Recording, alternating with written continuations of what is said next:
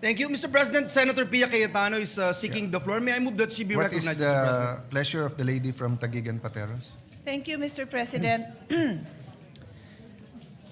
Mr. President, very briefly, I rise for a short manifestation which is very personal to me. Our rules are very clear, and every member of this chamber is expected to observe decorum, respect, and fairness towards one another. This is the foundation of parliamentary democracy and collegiality in this institution. And this is what the public deserves, for us to act with respect towards one another. As public officials, we are also bound by the Code of Conduct for Public Officials. And our civil code also requires that everyone acts with justice, gives everyone his due, and observe honesty and good faith. I would like to believe that in my 20 years, almost 20 years in the Senate, I have conducted myself with respect towards my colleagues regardless of political differences.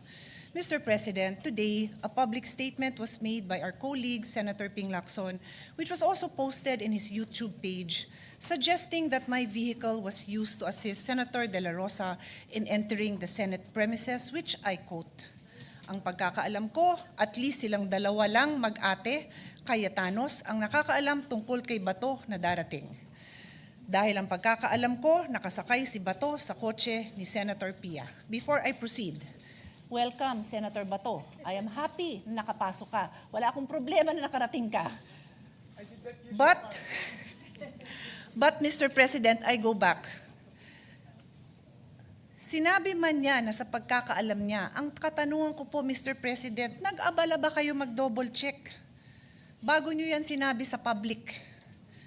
Because despite that qualification, the statement was publicly conveyed in a manner that created the impression that I was directly involved in facilitating Senator De La Rosa's entry into the Senate premises.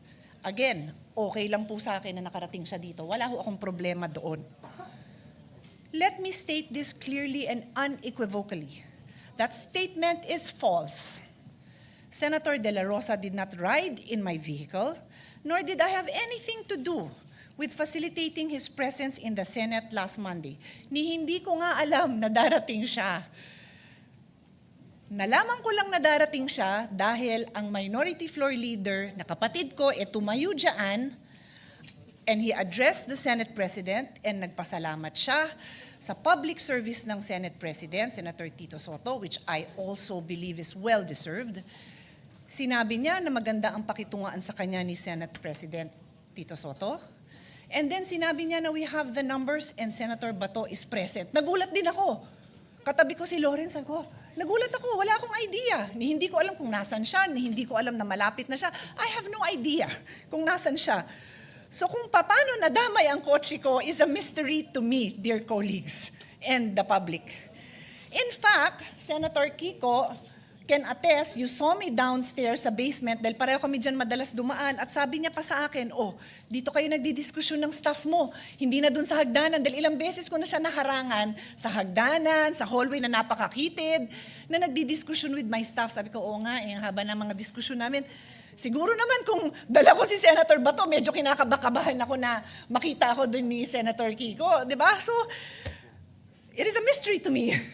Paano ako nadamay at yung sasakyan ko? If the gentleman wanted to know paano nakarating si Senator Kiko, then why not ask him? Sorry, Senator Bato, kung paano nakarating si Senator Bato, then ask him. Or ask the now Senate President, who was the one who said that nandyan na siya. Wala ko talaga akong alam. So, Mr. President, a false public imputation, whenever made, is exactly what the above-mentioned rules were designated to prevent. Unverified allegations about a colleague falls below the standard of professionalism that is demanded of public officials. Magulo na nga ang mundo, magulo na ang Pilipinas, wag na nating dagdagan. Don't say things about your colleagues that are not true. I trust that under the leadership of my brother, Alan Peter Cayetano, whom I know, not just as a public servant, but as my younger brother, this chamber will conduct itself with sobriety, fairness, and respect for the truth and respect for one another. Mr. Senate President, I will keep this manifestation short. Napakarami pa hong trabaho. Mag-aaral pa ako para sa hearing ko on the rising prices of electricity. Mag-aaral pa ako to support our colleagues who will be the next chairperson of the Committee on Health, the Committee on Energy, at napakarami pa ho nating trabaho kailangan gawin. So I leave that as it is, and I hope that this will not be repeated again. Thank you. Senator Marcoleta, can we give way to Senator Lacson since Thank you, Mr. his name was President. Go ahead, Senator Marcoleta. Thank you, Senator, Mr. President. Yeah. Can we give magtatanong lang sana ako, Mr. President, kay Senator Pia. Mga ilang tanong. Will Senator Lacson also interpolate This is just very short. a manifestation? Pero Senator Mr. President, Marcoleta, ako po nakatayo na rito bago pa siya tumayo. Siguro po, kung Would you sino allow yung unang me, tumayo, Senator Lacson, just because he was first, but he was mentioned, so I am in the quandary of who of the two gentlemen will give way. Yeah. May I, Mr. President? Yeah. Senator Marcoleta, may I ask you this personal favor since the gentleman was mentioned? sige po, mas matanda naman siya sa akin eh. Thank you. Thank you, Mr. Thank you. President. Senator Lacson is recognized. I want to put it on record that I sincerely apologize to our distinguished colleague, Senator Pia Cayetano. That information was relayed to me by a fairly reliable source, no?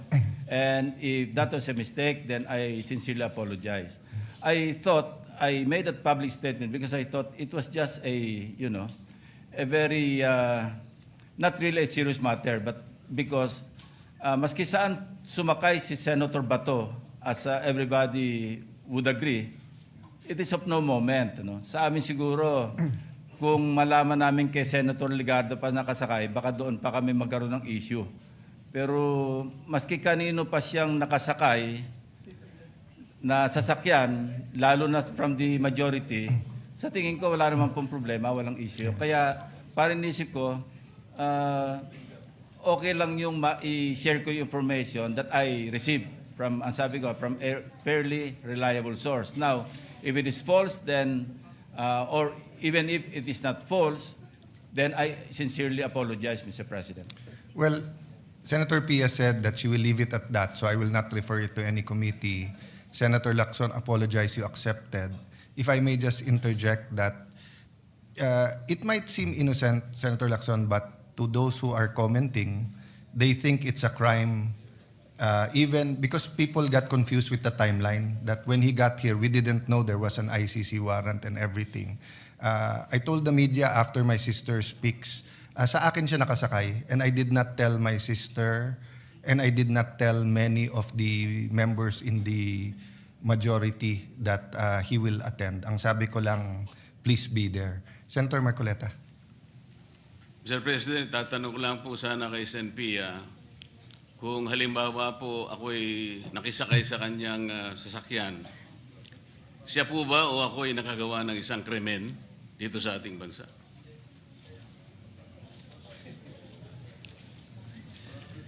Sa akin lang po, kung kahit sino sa mga kasamahan natin dito na they need a ride, na nangyari na yon. Minsan may event tayo, sumasakay ako sa kotse ni Senator Mig Subiri, nakasakay na rin ako sa kotse ni Senator Loren, nakasakay na rin ako sa kotse ni Senator Angara. Sino pa sa inyo hindi nagbibigay sa akin ng ride? I would be happy to give a colleague a ride.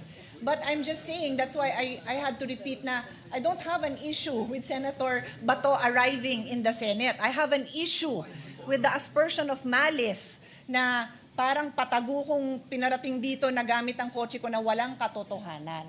Kaya to answer your question, wala naman hong masama doon. Yun nga po eh.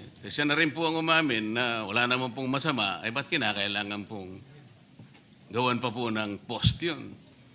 Pangalawa pong tanong, Mr. President, Senator Pia, kung halimbawa po ginawa ko yun, nakisakay ako sa inyo, dahil meron lang akong gustong pagtaguan. Hindi po ba napagtitibay natin ang kasabihan nating mga Pilipino? At nakuha ko naman talagang magtago dahil nakisakay nga ako sa inyo. Hindi ba napatunayan natin ang isang kasabihan, Mr. President, Senator Pia, na nagtatali-talinuhan ng matsing, nauutakan pa rin. Salamat po, Mr. President.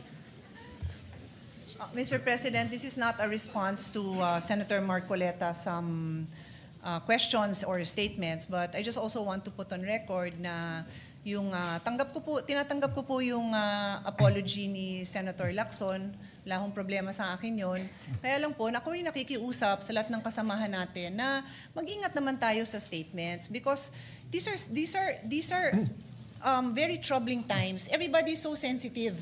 Kung sino yung kakampi mo, lahat na ng ginawa niya tama. Kung sino yung kagalit mo, lahat na ng ginawa niya mali. So why would you make a statement that would arouse angry feelings or questions about my credibility or about anything that would create any negative implication on your fellow senator? Sana po wag ganon. Yun lang sasabihin ko. Sana walang ganon. Kasi kung wala namang intensyon, di wag na lang sabihin, di ba? Yun lang naman po ang sa akin. Thank you very much. Yes, emotions are high, but we are all called to a higher calling. We all have sentiments. I don't think it will be stopped. It will come out in the next few weeks depending on the issue. Having said that, as Senator Pangilinan said yesterday, maraming issue, kailangan tumutok. For the record, sa kotse ko sumakay si Senator Bato, as he said. When I talked to him and said, how can I go in the Senate? I was aghast. Senador ka bakit problemang pumasok ka? But naisip ko yung commercial ni Amang Parika, yung sabi, sumakay ka pa. Kaya sabi ko, sa akin ka na sumakay. That's why it's so obvious that I knew he was here because when I spoke earlier. Having said that, an apology was made, an explanation was made, so move on from that.